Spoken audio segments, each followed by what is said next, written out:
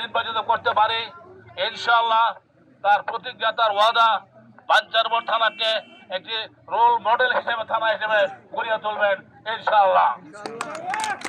তাই আপনাদের আশা করব আমরা এদিক সেদিক ঘোরাঘুরি না করে, বিকল্প চিন্তা ভাবনা না করে জনাব তারেকদের সমর্থিত ব্যক্তি এবং ব্যক্তিগত ভাবো আমাদের জনাব তারেকদের সাথে ওনার ব্যক্তিগত সম্পর্ক আছে, অত্যন্ত মধুর সম্পর্ক, এবং ওনাকে যদি আপনারা সংসদে পাঠাইতে পারেন, আমরা তাকে সংসদে পাঠাইতে পারি, তাহলে অবশ্যই আপনারা সবাই উপকৃত হবেন, তাতে কোনো সন্দেহ নাই।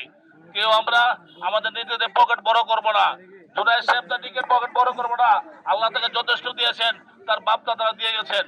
অতএব যদি ওনাকে আমরা সংসদে পাঠাইতে পারি তাহলে শুধু উনি সংসদ সদস্য থাকবেন না, ইনশাআল্লাহ এই দেশে ক্যাবিনেট মন্ত্রী পর্যন্ত হবেন আল্লাহর রহমতে।